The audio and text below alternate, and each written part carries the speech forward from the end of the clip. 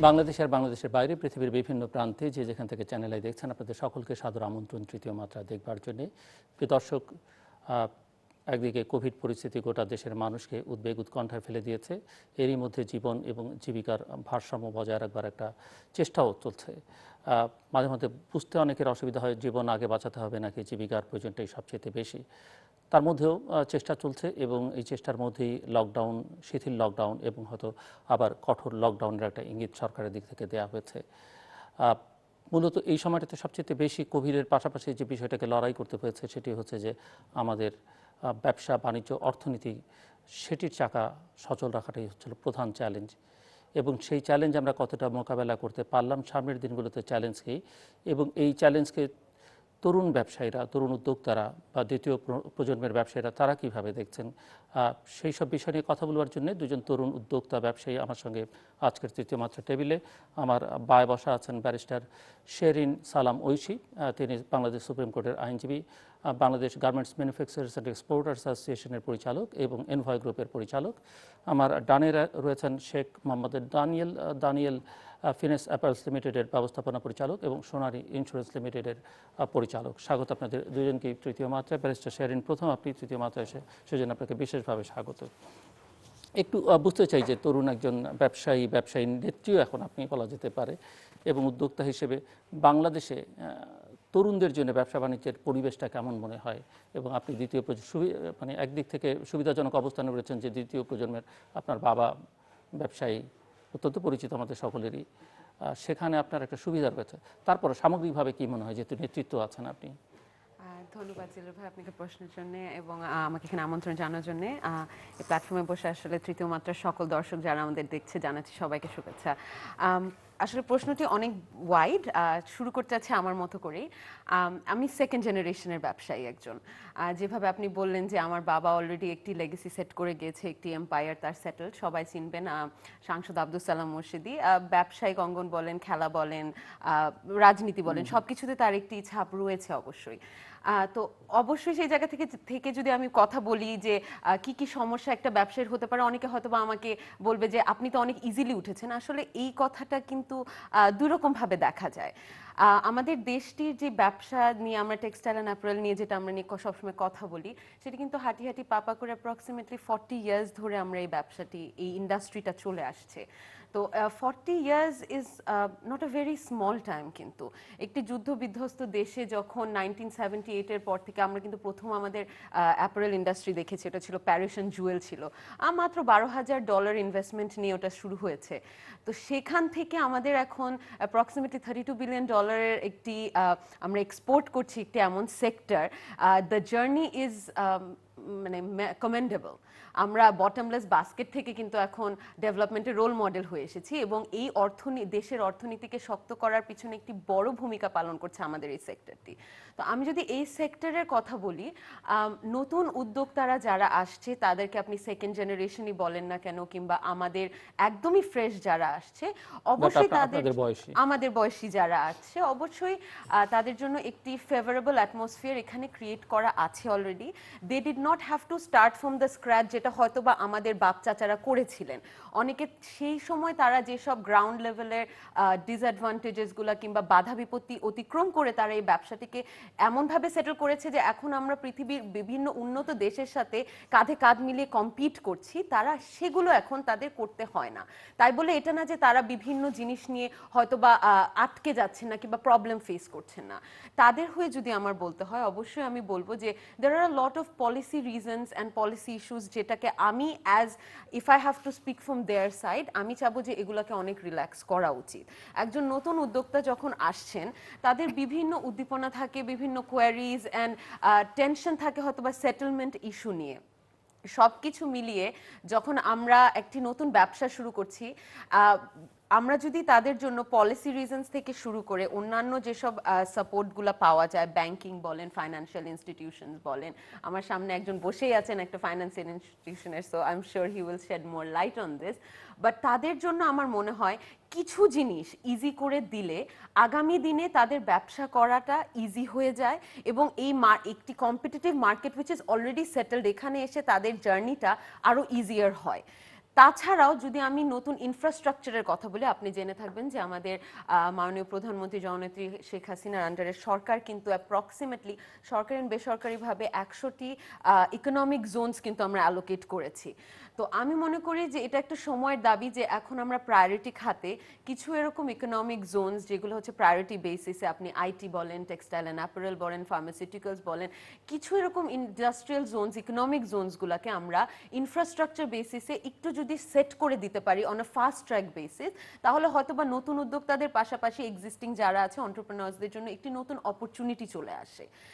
এটার পাশাপাশি তো অবশ্যই গভর্নমেন্টের কাছে একটি নতুন ব্যবসায়ী হিসাবে তাদের চাওয়া পাওয়া যেরকম আছে, আমাদের যেরকম আছে, সেটা তো অবশ্যই সব সময় থাকবে, সেই কথা নিয়ে তো আসলে এখানে বলে কিছু নেই। বাট আমি মনে করি যে 10 বছর আগেও যদি একটা ব্যবসা শুরু করতে হতো, যেসব জিনিসগুলো তাদের ফেস করতে হতো, হয়তোবা এখন সেগুলো অনেক ইজিয়ার অ্যান্ড আরো ইজিয়ার হবে আশা করছি ইনশাআল্লাহ। সো দানিয়েল, একটু আপনার কাছ থেকে শুনতে চাই, ধরেন যে আমরা একটা সময় আলোচনা করতাম যে রাজনৈতিক অস্থিরতা হচ্ছে বাংলাদেশের জন্য বড় সংকট। তারপরে আমরা শুনতে শুরু করলাম যেখানে অবকাঠামোটা ঠিকঠাক মতো নেই, বিদ্যুতের সমস্যা, গ্যাসের সমস্যা, নানান সমস্যা।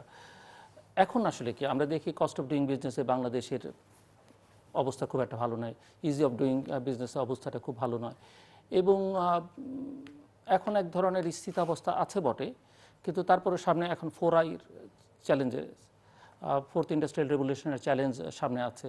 সব মিলিয়ে আমি যদি আপনার কাছে জানতে চাই, যেমনটা ব্যারিস্টার শেহরিন বলছিলেন যে কি কি চ্যালেঞ্জ আসলে মোকাবেলা করতে হচ্ছে। একটা ফার্স্ট জেনারেশন তারা অনেক ঘাত প্রতিঘাতের মধ্য দিয়ে কিন্তু নিজেরা নিজেদেরকেও শক্ত করেছেন এবং তৈরি করেছেন। আপনারা অনেকটাই গড়ে দেওয়া জায়গা থেকে শুরু করতে পারছেন, এটা একটা সুবিধা। কিন্তু আবার অনেকে আছে আপনাদের মতো বয়সী যারা হয়তো ওই সুবিধাটা পায়নি, কিন্তু বাট অবশ্যই সামগ্রিকভাবে যে পরিবেশটা আছে সেটা সুবিধা তারা অবশ্যই ভোগ করবে। তারপরও কি কি ধরনের চ্যালেঞ্জ দেখেন আপনি? Thank you, Jilu bhai. Ashule, it's a very important question that needs to be asked. What can we do to make the industry better? আমি ব্যক্তিগতভাবে মনে করি that there is a difference between the second generation businessmen coming into this and the young generation. কারণ আসলে আপনি দেখেন কয়টা নতুন উদ্যোক্তা আছে এই ইন্ডাস্ট্রিতে যারা আমাদের বয়সী বা আমাদের থেকে কম বয়সী, যাদের প্রিভিয়াস জেনারেশন এই ইন্ডাস্ট্রিতে ছিল না। I think very few. If I'm not mistaken, I do not know anyone like that. যাদের বাবা, চাচা, মামা, দাদা কেউ না কেউ করেছে, তাদের সেকেন্ড জেনারেশন আসছে, আমরা একইভাবে এসছি। Why did we come? কারণ there is a romanticism with this industry. আমার বাপ চাচাদের কাছে সবসময় দেখেছি যে when they see struggle in this industry, they take it as a challenge. And nothing is impossible. এই সরকারের আমলে এর আগের বার 96-এর সময় একটা বন্যা হয়েছিল, যে সময় কিন্তু আপনার ঢাকার সব এক্সপোর্ট বন্ধ হয়ে গেছে। তখন আই থিঙ্ক নেভি টাগবোট করে ঢাকার থেকে কিন্তু মাল চট্টগ্রাম পোর্টে নিয়ে যাওয়া হয় এবং এক্সপোর্ট করা হয়। আপনার বিমানের প্লেনের সব সিট ফ্ল্যাট করে কার্গো প্লেন বানায় এক্সপোর্ট করা হয়। So this is why we love this industry, যে এই industry can bring the change. Shirin খুব সুন্দর করে আপনি বললেন যে how this industry has been force behind the economic development of this country. Imagine this, that were our women were 40 years ago, আমাদের 40 বছর আগে আমাদের দেশের মহিলারা চিন্তা করতে পারতো না ঘরের বাইরে যে কাজ করবে। আজকে they are the bread earners of their families. Why? Because of this industry. It has brought in a lot of change. But going forward, আগের চ্যালেঞ্জেসগুলি কিন্তু ডিফারেন্ট ছিল। Going forward the challenges are whole new ball game. আমরা যদি এখন আপনি fourth industrial রেভলিউশনের কথা বলছেন, আমরা যদি if you are really serious about this, আমাদেরকে infrastructure and IT we have to go very serious about this, and this has to go hand in hand. আমরা ভেরি সিম্পলি যদি এভাবে চিন্তা করি, আমরা সবসময় সব জায়গায় শুনি one stop solution. What is one stop solution exactly বাংলাদেশে হচ্ছে? I might be very unpopular by saying this, but আপনি যদি চিন্তা করে দেখেন, there are certain organizations within the government who are offering one-stop solution. Ultimately কিন্তু ওই প্রত্যেকটা ডেস্কে ওটা ক্লিক করতে হয়, এবং আমাদের কমার্শিয়ালরা প্রত্যেকটা ডেস্কে গিয়ে কিন্তু এটা ক্লিক করে আসে। This is the reality. এখন এটার থেকে আপনি কেমনে বের হবেন? এটার থেকে বের হইতে হলে আমাদেরকে চিন্তা করতে হবে, আমরা এপিআইয়ের মাধ্যমে আগাইতে হবে। আমার যা রিকোয়ারমেন্ট আছে সরকারের কাছে আমরা open book. We want to open our industry to the government. I have nothing to hide. দেখেন আমার কি দরকার, দেখেন আমি কোন জায়গায় আছি। আপনি আমার ভ্যাট জানতে চান, আপনি আমার ট্যাক্স জানতে চান, আপনি আমার I open up my MIS to you. API এর মাধ্যমে আপনি প্রত্যেকটা কোম্পানির সাথে কানেক্ট করে দেন। যখন আমি ইম্পোর্ট করছি, যেরকম আপনার ব্যবসার ভিতরে যেসব ফ্যাক্টরি আছে খুব ইজিলি কিন্তু import, they have made it very easy. আপনার আইপি নেন, আইপি নিয়ে আপনার কিন্তু ইম্পোর্ট পারমিশন খুব ইজিলি পেয়ে যাচ্ছেন। কিন্তু বাইরের ফ্যাক্টরিটা কিন্তু এই জিনিসটা খুব সময় লাগে, অনেক difficult.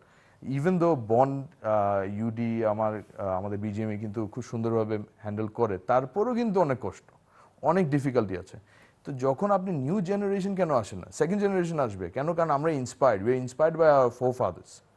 I am inspired by my forefather, she is inspired by her father. তাহলে আমরা তো আসবো, কিন্তু আমাদের সাথে অন্য সেক্টরে যারা আছে, অনেক মেধাবী যারা আছে। সেটাই করতে যাচ্ছিলাম শেরিনকে, যে আপনারা তো আপনাদের সেক্টর নিয়ে কথা বলছেন এবং ফরচুনেটলি দুজন একই সেক্টরে কাজ করেন। আমি অ্যাপারেলসের কথা বলছি। অন্যদের ক্ষেত্রে কি, মানে সেই খোঁজ খবর আপনারা রাখেন, তারা কতটা সুবিধা করতে পারছে, তাদের জন্য এনভায়রনমেন্টটা কি? এটা খুবই ডিফিকাল্ট একটা লার্নিং কার্ভ। কিন্তু এই ইন্ডাস্ট্রিতে এসে if you do not have somebody who's guiding you every step of the way, initially it is very difficult to learn. আপনি আরএমজির কথা বলছেন। Yes, it is very difficult to learn. অন্যান্য সেক্টরে, অন্য সেক্টর মানে আরএমজির বাইরের সেক্টর, আরএমজির বাইরের sector, I think there is a very vibrant economy. Bangladesh আলহামদুলিল্লাহ is a very vibrant economy. আপনি বিপিও যদি দেখেন, there is a massive growth in BPO sector, there's a massive growth in insurance sector, there's a massive growth in other financial sectors. So there is a growth there. But ultimately আমাদের চিন্তা করতে হবে যে আমাদের economy USP কিন্তু হচ্ছে garments industry. আমাদের majority contributor কিন্তু হচ্ছে গার্মেন্টস ইন্ডাস্ট্রি। এই ইন্ডাস্ট্রির উপরে বেস করে কিন্তু বাকি সকল ইন্ডাস্ট্রি কিন্তু চলে। আপনি এখন বাংলাদেশে 100টা ব্যাংকও যদি দেন, 100টা ব্যাংকের যদি লাইসেন্স দেন, এবং হয়তো আসবেও একসময় 100টা ব্যাংক বাংলাদেশে থাকতেই পারে, কিন্তু যদি গার্মেন্টস ইন্ডাস্ট্রি না থাকে, তার দরকার আছে কিনা না, এটা তো দরকার নাই, কিন্তু তারপর হয়তো বা আসবে, তাও হয়তো বা আসবে, আশাটা কিন্তু অস্বাভাবিক না। কিন্তু আসলে কোন ইন্ডাস্ট্রির উপরে বেস করে এই ব্যাংকগুলি চলবে? বাংলাদেশের সাম অফ দ্য বেস্ট ব্যাংকস যদি আপনি চিন্তা করেন, ইসলামী ব্যাংক বলেন, সোনালী ব্যাংক বলেন, তাদের পোর্টফোলিও কি গার্মেন্টসের সাথে। সো গার্মেন্টস ইন্ডাস্ট্রিকে নার্চার করতে হবে। আগের জেনারেশন আমাদের বাবাদের সময় দেখেছি, ব্যাংকাররা, আমার বাবাদের সাথে ব্যাংকাররা এসে কাজ করতে হ্যান্ড ইন হ্যান্ড, যে কি করতে হবে, কিভাবে আমরা এক্সপোর্ট বাড়াইতে পারি, কি দরকার আপনার। এখন সিচুয়েশন ইজ ডিফারেন্ট। এখন ব্যাংকাররা কিন্তু চিন্তা করে গার্মেন্টস ইন্ডাস্ট্রি মানে খারাপ, গার্মেন্টস ইন্ডাস্ট্রি মানে হচ্ছে ক্যানাডাতে আপনার ভাবি পাড়া যায় থাকবে। So this things have to change, this mentality have to change.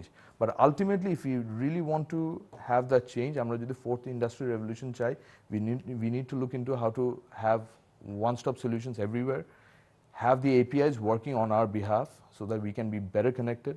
আমাদের ইনফরমেশন টেকনোলজি যেন প্রপারলি কাজ করে। এরকম না যে আমি on the face there is a screen, but behind the scene একজন কম্পিউটার নিয়ে আগে কাগজ নিয়ে বসতো, এখন কম্পিউটার নিয়ে বসতেছে। কারণ কালচারকে তো চেঞ্জ করতে পারবেন না। সো কালচারকে চেঞ্জ করতে হলে এপিআই ইউজ করতে হবে। You have to have realistic parameters. এখন একটা স্টিল ইন্ডাস্ট্রিকে যেভাবে আপনি জাজ করেন, গার্মেন্টস ইন্ডাস্ট্রিকে যদি একইভাবে জাজ করেন, this will be a complete blunder. এবং এটা হচ্ছে।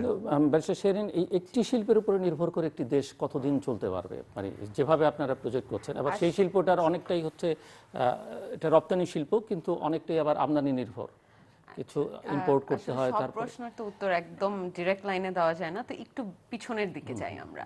আমি ড্যানিয়েল ভাইয়া যেটা বললো, obviously I am in on the same page with him, but একটু দ্বিমত পোষণ করছে কয়েকটা জায়গায়। আমরা সেকেন্ড জেনারেশন কেন? কারণ আমার বাবারা ফার্স্ট জেনারেশন ছিল। তারা যখন ব্যবসা শুরু করে, অ্যাপ্রক্সিমেটলি আমি আমার নিজের গ্রুপ থেকে বলছি, 1985 সাল থেকে আমাদের এনভয় গ্রুপের যাত্রা শুরু হয়। আমাদের তখন অ্যাপ্রক্সিমেটলি 2 লাইনের একটা ফ্যাক্টরি ছিল, 150+ মানুষকে নিয়ে সেটা চলতো। এবং আমি মনে করি যে সেই জার্নিটা তখনকার অনুযায়ী একটা বড় কম্পিটিটিভ চ্যালেঞ্জ ছিল কিন্তু। কারণ আমাদের দেশটি মাত্র মনে হয় 10 থেকে 15 বছর হয়েছিল তখন, যে আমরা যুদ্ধ শেষ করে দেশটিকে ইনফ্রাস্ট্রাকচারালি মোটামুটি সেট করার চেষ্টা করছি। তো তখন যে বাধাগুলো ছিল, আমি এটা চিন্তাও করতে চাই না যে ওই বাধাগুলো আমরা এখন ফেস করব, বাট দে ফেসড ইট। আমরা সাস্টেইন করেছি, ফেস করেছি, গ্রো করেছি, অ্যান্ড আমরা 40 বছর কিন্তু চালিয়ে যাচ্ছি। এবং আমাদের কিন্তু জাস্ট নট 40 ইয়ার্স ভিশন, আমরা 50 ইয়ার্স ভিশন, 60 ইয়ার্স ভিশন, আমাদের কিন্তু মেগা ভিশনসগুলো আছে এখানে। সো সব মিলিয়ে আমার যেটা মনে হয় যে প্রথম জেনারেশন যখন একটা ব্যবসা শুরু করে, অ্যাপ্রোচটি একটু ডিফারেন্ট থাকে, অবশ্যই ডিফারেন্ট থাকবে। এবং আপনার যেটা প্রশ্ন এখন ছিল যে এখন আমরা একটা পার্টিকুলার সেক্টরের উপর বেস করে কেমনে দেশটিকে চালাচ্ছি। আসলে আমাদের একটা জিনিস একটা দেশ শুধু একটি শিল্পের উপর নির্ভর করে একটি শিল্পের উপরে আমরা কেমনে দেশটিকে, আসলে আপনার একটা জিনিস আমরা বলছি যে আমাদের আগে যখন আমরা এই জার্নিটা শুরু করি there was not many workers, কিন্তু এখন আমরা অ্যাপ্রক্সিমেটলি 40 লাখ মানুষ ডিরেক্টলি অ্যাপারেল এন্ড টেক্সটাইল সেক্টরের সাথে জড়িত এবং প্রত্যক্ষ পরোক্ষভাবে অ্যাপ্রক্সিমেটলি 2 কোটি মানুষ কিন্তু আপনি backward linkage and this crucial front লিঙ্কেজের সাথে কাজ করছে। তো 2 কোটি মানুষ বাংলাদেশের এই পুরো সেক্টরটার সাথে জড়িত। তো এটা অ্যাকচুয়ালি অনেক বেশি ক্রুশাল, বা তার মানে এটাই না যে আমরা শুধুমাত্র ওই একটা সেক্টরের উপরেই কিন্তু জোর দিচ্ছি, কিন্তু এই সেক্টরটার গুরুত্বটা আমাদের বুঝতে হবে। যখন আমরা বিদেশে যে বলি যে আমাদের বাংলাদেশ একটি second largest exporting nation in this world, আমরা কেন, আপনারাও সবাই কিন্তু অনেক গর্বের সাথে এটা বলি, কিন্তু সেই সেক্টরটাকে কি আমরা কি যথেষ্ট ভ্যালু, যথেষ্ট সাপোর্ট এন্ড যথেষ্ট ব্যাকআপ দিয়ে আসছি? আমি এটার বেলায় বলা হয়ে থাকে তো বাংলাদেশের তৈরি পোশাক খাতই সবচেয়ে সুবিধাভোগী।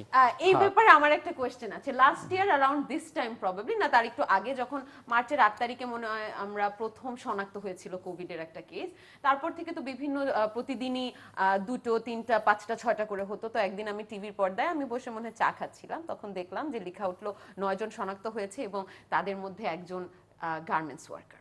তো আমি খুব বিস্ময়ের সাথে টিভির দিকে তাকিয়ে আছি যে বাকিগুলো কি মানুষ কি হাউসওয়াইফ ছিল, তারা কি কারোর কোনো চাকরি ছিল না, না শুধুমাত্র একজনই চাকরি করে এবং বাকি জনের ডেজিগনেশন বলার মতো কোনো ডেজিগনেশন ছিল না। তো আমি মনে করি যে কিছু কিছু উস্কানিমূলক এরকম লাইনগুলো আমরা যদি না বলি, হয়তোবা এই সেক্টরটিকে এগিয়ে নিয়ে যাওয়া আমাদের জন্য আরেকটু বেশি ইজিয়ার হয়ে যায়। তার পাশাপাশি আপনি রিসেন্টলি দেখবেন একটি বেভারেজ ফ্যাক্টরি, সেজানে বেভারেজ ফ্যাক্টরিতে আগুন লেগেছিল। বিশ্ববাজারে একটি কমন ফেনোমেনন আমরা দেখছি, সবাই বেভারেজ ফ্যাক্টরি না লিখে, এখানে বেভারেজ কারখানা না লিখে জাস্ট সিম্পল কারখানা লিখছে। মানুষের পৃথিবীতে এমন একটি ধারণা হয়েছে যে বাংলাদেশে কারখানা মানে খালি রেডিমেড গার্মেন্টস ইন্ডাস্ট্রি কিংবা টেক্সটাইল এন্ড অ্যাপারেলই আছে। তো অনেকে ইভেন এই পর্যন্ত পর্যায়ে চলে গেছে বলতে যে অ্যাকর্ড এন্ড অ্যালায়েন্সে তাদের কাছ থেকে লাইসেন্স নিয়ে নেওয়া উচিত, কারণ তাদের ওখানে আবার আগুন লেগেছে। Ignorance can go to that level যে তারা এটাকে ডিগিনো করতে ইম্পর্টেন্স ফিল করে না যে আসলেই কোন জিনিসটা হয়েছে। তো আমরা একটা সেক্টরের উপরে আসলেই কখনো ভিত্তি করে উঠতে চাইনি, কিন্তু এই সেক্টরটা ব্যাকবোন হয়ে গেছে একটা দেশে। এবং আমাদের সরকার, মাননীয় প্রধানমন্ত্রী সরকার একটি শিল্প বান্ধব সরকার, একটি শ্রম বান্ধব সরকার, এবং তিনি সময় উপযোগী অনেক অনেক এমন ডিসিশন নিয়েছে যেটা আমাদের জন্য দরকার ছিল এবং একমাত্র তার দূরদর্শিতার কারণেই কিন্তু এটা পসিবল হয়েছে।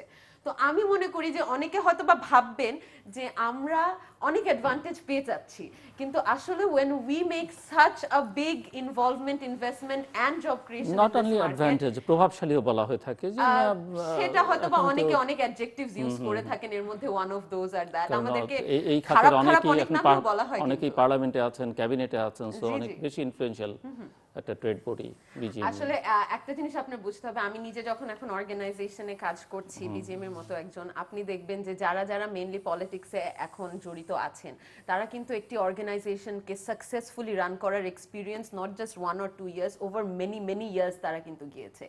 এমন না যে আমি কোথাও পড়েছি যে ব্যবসায়ীরা পলিটিক্সে যেতে পারবেন না, কিন্তু তারপরও আমরা কিন্তু যখন নগর পিতার কথা চিন্তা করি, বাংলাদেশের একটি ঐতিহাসিক দৃষ্টান্তমূলক স্টেপ সেট করে গিয়েছিল অ্যাজ আ মেয়র আমাদের প্রয়াত আনিসুল হক আঙ্কেল।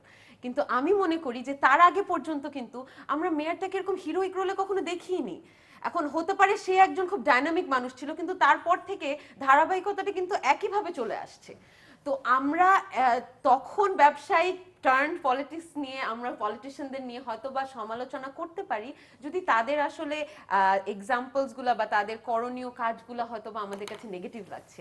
কিন্তু আমি নিজের কনস্টিটিউশন, আমার বাবার কনস্টিটিউশন খুলনা 4 দেখে বলতে পারি যে we are using the majority of the resources that the government is providing, and after this term we would tell the people of the government যে আপনারা এসে খুলনা 4 কে দেখেন যে কিভাবে আমরা কনস্টিটিউয়েন্সিতে যাচ্ছেন, যাতায়াত রাখছেন।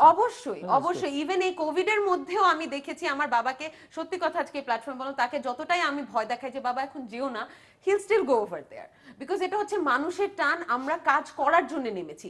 প্রত্যেকটা ব্যবসায়ী কিন্তু সচ্ছল অবস্থায় পলিটিক্সে নেমেছে, তো তার এখান থেকে নেওয়ার বেশি কিছু নেই, সে কিন্তু জনগণের কাজ করার জন্য, কল্যাণের জন্য গিয়েছে।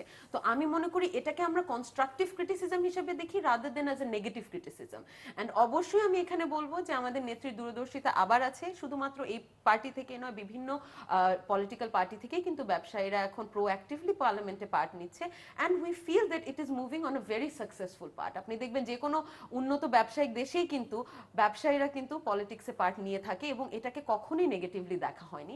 আশা করি আমরা ওই স্টেপে এগিয়ে যাচ্ছি। দানিয়েল, একটু আপনি যেমনটা বলছিলেন, আপনার কথায় যদি আমি ভুল না বুঝে থাকি, করাপশনের এক ধরনের ইঙ্গিত ছিল, যেটা বাংলাদেশের ব্যবসা বাণিজ্য সবকিছুর মধ্যে একটা বড় সমস্যা। এই সমস্যা কিভাবে ফেস করেন আপনারা এবং এটি কিভাবে অ্যাড্রেস করা উচিত বলে মনে করেন? আপনি তো অনেক খাতের সঙ্গে, ফাইন্যান্সিয়াল সেক্টরের কথা শেরিন উল্লেখ করেছে, তার সঙ্গে আপনি ইনভলভ। জি, আসলে এটা ভেরি ক্রিটিক্যাল একটা পয়েন্ট। আই ডু নট, আমার মনে আছে একটা সময় তৃতীয় মাত্রায় যে কোনো আলোচনার মধ্যে প্রতিদিন করাপশনের ইস্যুটা আমাদেরকে আলোচনা করতেই হতো। জি, আসলে দেখেন কম বেশি করতে হয়। Then corruption I think is a cultural, even কোভিডের মতো আমাদেরকে করাপশন নিয়ে প্রচুর কথাবার্তা বলতে হয়। আই থিংক করাপশন কোথায় নাই, corruption কোথায় নাই, that's a question that nobody can answer me correctly. Corruption সব জায়গায় আছে। করাপশন আপনি পৃথিবীতে এমন কোনো জায়গা নাই, এমন কোনো দেশ নাই, এমন কোনো শহর নাই, এমন কোনো ব্যবসায়িক এলাকা নাই যেখানে আপনার করাপশন নাই। Because corruption is a human nature problem. এটা আমাদের নেচারের সমস্যা, এটা কালচারের সমস্যা, এটা কোনো মাত্রার পার্থক্য তো আছে, বাট এটা কিন্তু अगेन এটা হচ্ছে এটা it's a cultural issue. If I do not corrupt, I will not allow others to corrupt me. এটা ব্যক্তিগত একটা চয়েস। কিন্তু এখন আপনি to get ahead of the line, আপনি যদি if you want to pay the speed money, you'll pay the speed money. But আপনি যদি if you go by the books, আপনি একটু দেরি করে গেলেন, লাইনে শেষ করলেন, শেষ করে, তাও it's a personal choice, I believe. Corruption, yes, it's a major problem. কিন্তু আমি মনে করি যেরকম আমাদের খুব সুন্দর করে বললেন ব্যারিস্টার শেরিন, উনি বললেন যে উনি আমার সাথে এগ্রি করেন একটা পয়েন্ট নিয়ে regarding the first generations challenge. I think I could not get my point out straight. I'll come to the corruption point in a bit. I am inspired by them. And I think বাংলাদেশে এমন খুব কম মানুষ আছে যারা আমাদের আগের জেনারেশনে the way they have faced challenges, the way they have come up on top of it, এটা চ্যালেঞ্জ মোকাবেলা করার ক্ষমতা খুব কম জায়গায় আছে যতটা বাংলাদেশে গার্মেন্টস ইন্ডাস্ট্রির উদ্যোক্তাদের মধ্যে আছে।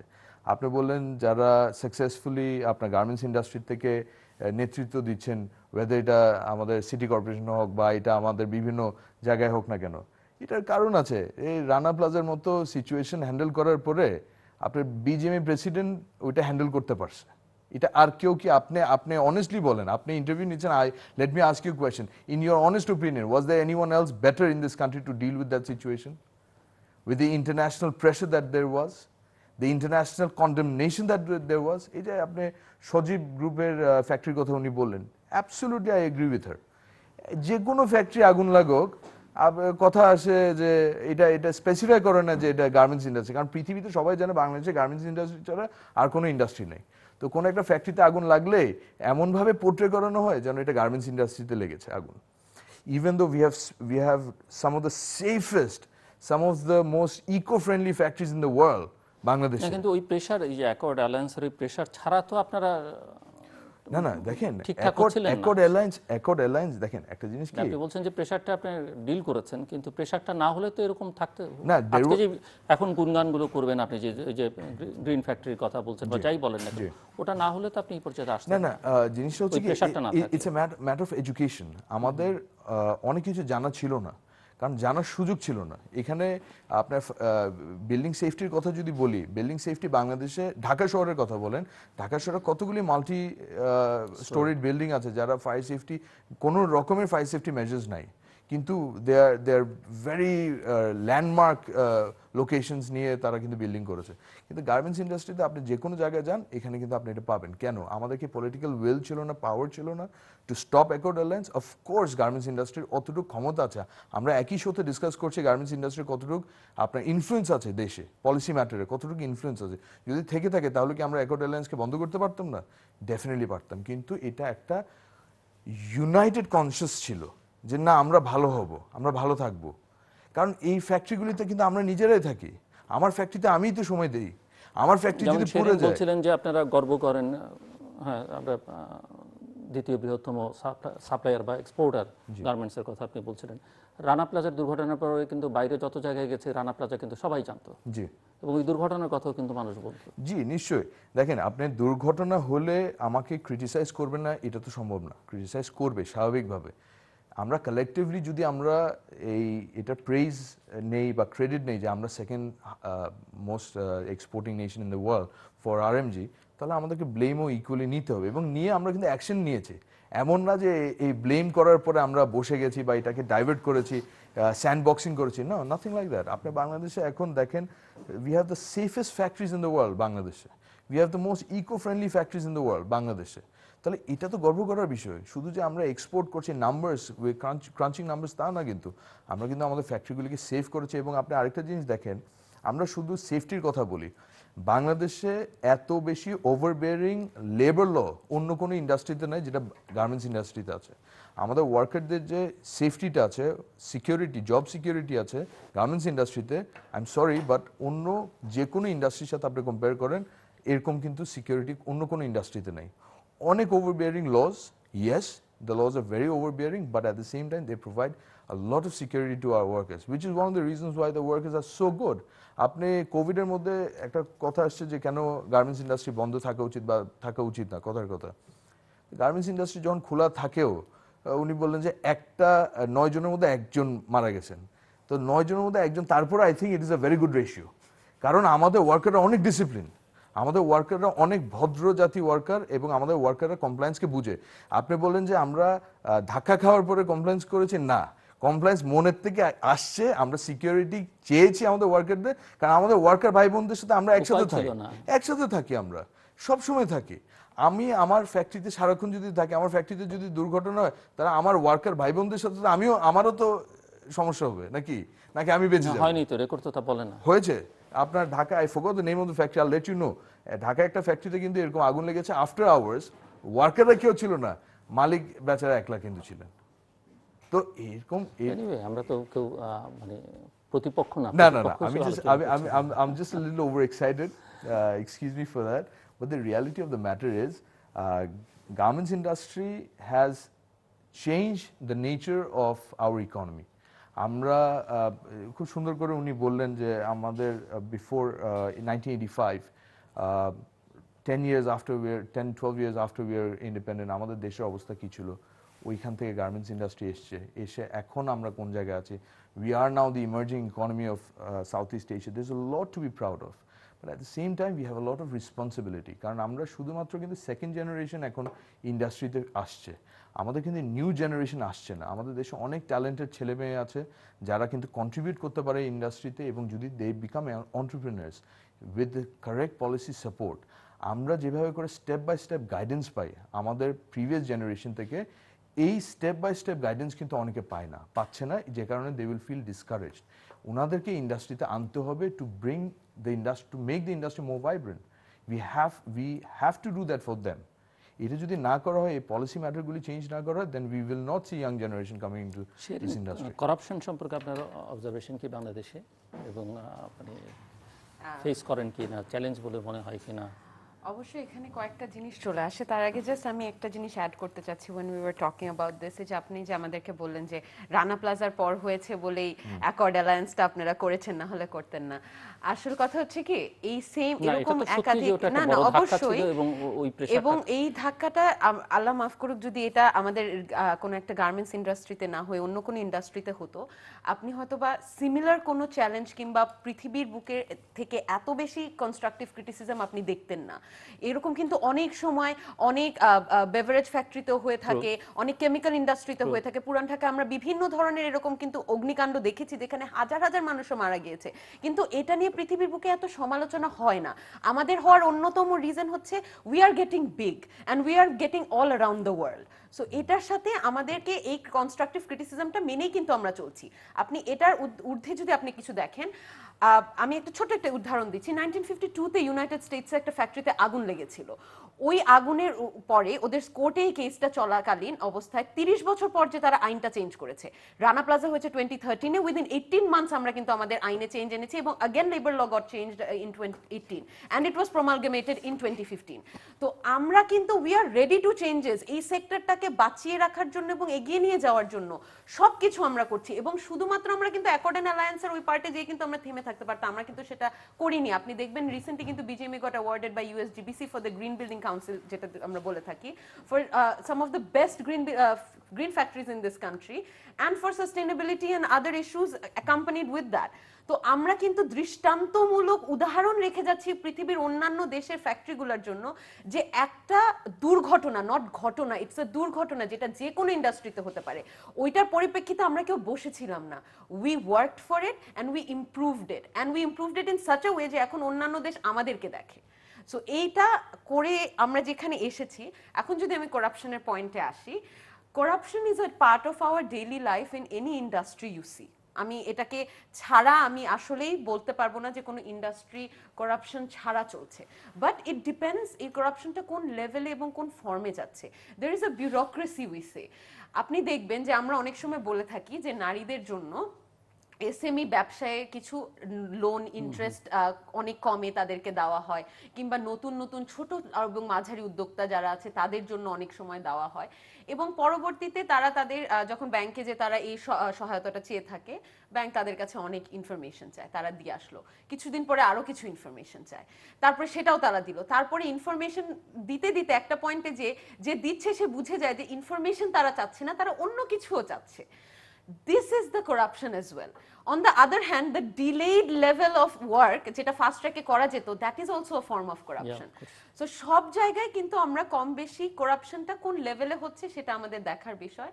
তবে হ্যাঁ, এটা একটি জিনিস যে আমরা যদি করাপশনটাকে একটু কমিয়ে আনতে পারি, এই যে এত ডিসঅ্যাপয়েন্টমেন্ট আমাদের থাকছে on a policy level and on other structural and demographic level থেকে যদি আমি কথা বলি, তাহলে হয়তোবা আমরা আরো ইজিয়ার ভাবে একটি স্ট্যাবলিশমেন্টটাকে রান করাই না শুধু, ওটাকে গ্রোথ অ্যান্ড ওটার ফার্দার সাস্টেনেবিলিটিটা এনশিওর করতে পারি। তো corruption as it is a part of life, all we can do is limited. আপনি যেদিন আপনি দ্য ফাইট অফ করাপশনটাকে জিরো করার জন্য আপনি নেমে যাবেন, হয়তোবা you wouldn't be the person liked by all.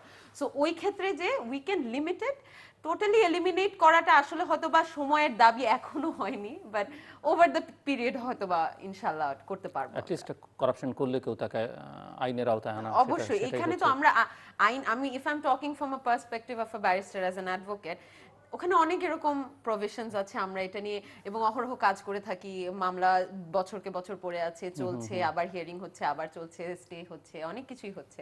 সব মিলিয়ে যে জিনিসটা দেখা যায় যে আসলে এত সময়ের ব্যবধানে যদি একটি রায় আসে, এটার জন্য মানুষকে পার্সু করতে চায় না।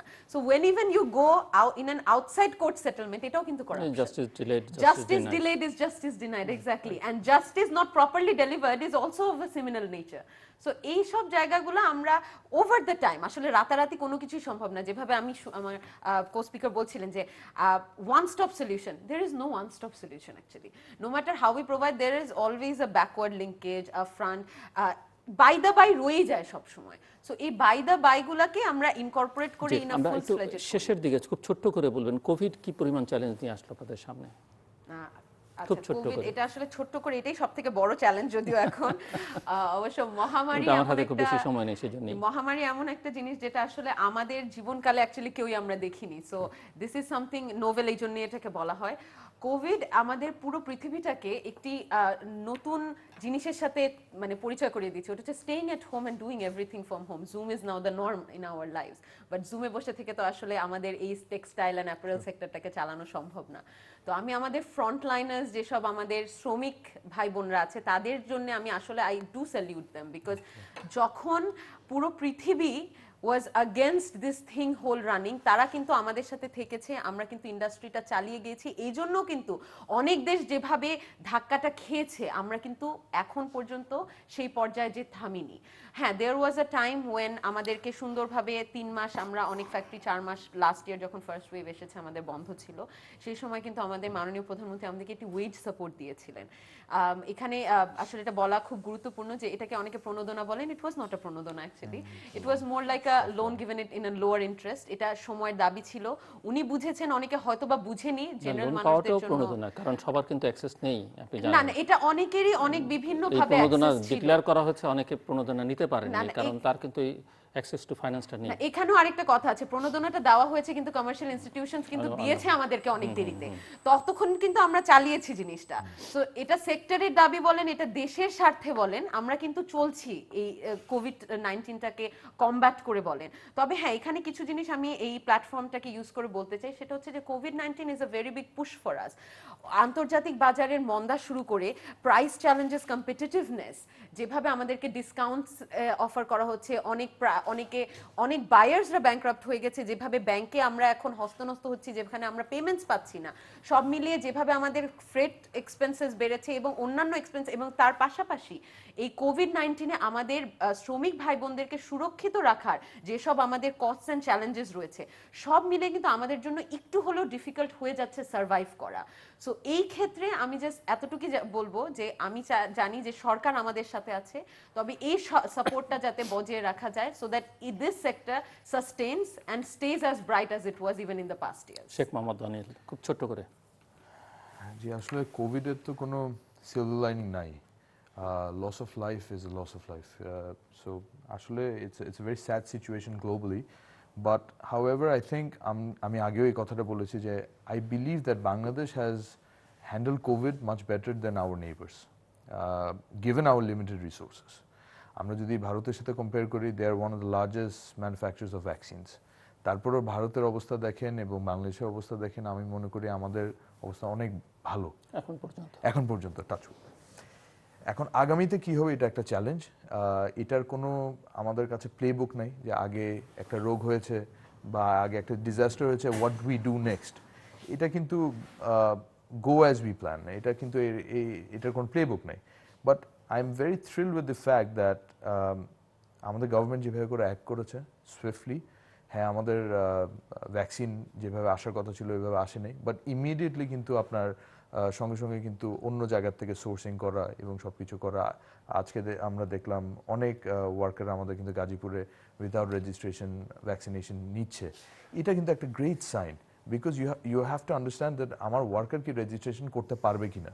তো এই সকল কিছু মিলায় কিন্তু আই থিঙ্ক দ্যাট কোভিডের সময় গভর্নমেন্টকে এখানে প্রেজ করতে হবে। Their actions were timely, appropriate, and highly appreciable.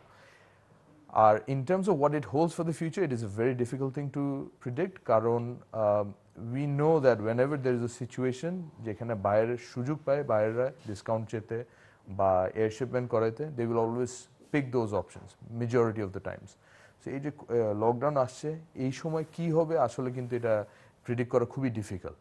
এই অবস্থায় কি আমরা কতটুকু আমাদের ডিসকাউন্ট করতে হবে, কারণ আমরা গত বছরের শেষ কোয়ার্টারে দেখেছি নেগেটিভ গ্রোথ, এই বছরের প্রথম কোয়ার্টারে দেখেছি নেগেটিভ গ্রোথ, সেকেন্ড কোয়ার্টারে একটু বাউন্স ব্যাক করা শুরু করেছে। এর মধ্যে লকডাউনে যদি গার্মেন্টস ইন্ডাস্ট্রিকে রিস্ট্রিক্ট করা হয়, তাহলে আমাদের গ্রোথটা কোন দিকে যাবে। এবং given the fact that back to school programmes, winter programmes এখন is running, so I don't know what the garments industry holds in the future after this lockdown, but fingers crossed, I'm sure that আমাদের মাননীয় প্রধানমন্ত্রী আমাদের জন্য সবসময় garments industry ব্যাপারে চিন্তা করে এসেছেন positively. I hope that inshallah we will get some good positive news as well. অনেক ধন্যবাদ শেখ মোহাম্মদ দানিয়াল এবং ব্যারিস্টার শেহরিন সালাম ঐশী। দর্শক, কথা হচ্ছিল ব্যবসা বাণিজ্য এবং তরুণ উদ্যোক্তারা দেশে এইসব বিষয় নিয়ে যেসব চ্যালেঞ্জ আছে সেগুলোকে কীভাবে দেখছেন, কীভাবে মোকাবেলা করছেন। দুজনের কথাই খানিকটা আক্ষেপ যে তৈরি পোশাক খাতের সঙ্গে যারা জড়িত, বিশেষ করে মালিকদেরকে একটু ছোট করে দেখা হয়, প্রবণতা বাংলাদেশে আছে। সেটি করা উচিত নয়, সমীচীন নয়, আসলে সেটি কেউ করতে চানো না, কারণ আমরা জানি যে বাংলাদেশের অর্থনীতির চাকা মূলত প্রবাসীদের পাঠানো অর্থ আর তৈরি পোশাক খাতের উপরেই সিংহভাগ নির্ভরশীল। এবং এই খাত টিকে থাকুক, অন্যদের সঙ্গে প্রতিযোগিতায় আরও ভালো করুক, সেটি আমাদের সকলের চাওয়া। তবে একই সঙ্গে এটিও মাথায় রাখতে হবে যে কোনো কিছুই জবাবদিহিতার বাইরে নন। কোনো ব্যক্তি, কোনো প্রতিষ্ঠানে, কোনো শিল্প বা খাত যাই বলি না কেন, সরকার, প্রধানমন্ত্রী, মন্ত্রীবর্গ কেউই জবাবদিহিতার বাইরে নয়। কাজে আমরা যখন প্রশ্ন করি সেটি প্রতিপক্ষ হিসেবে নয়, মূলত তাদেরকে জবাবদিহিতার মধ্যে রাখবার জন্য, এবং চাপটা অনেকেই আসলে সমালোচনাটা শুদ্ধ থাকতে সহায়তা করে। সেই বিবেচনা থেকেই দর্শক আমাদের সঙ্গে থাকবার জন্য অসংখ্য ধন্যবাদ। আপনাদের সবার জন্য শুভকামনা।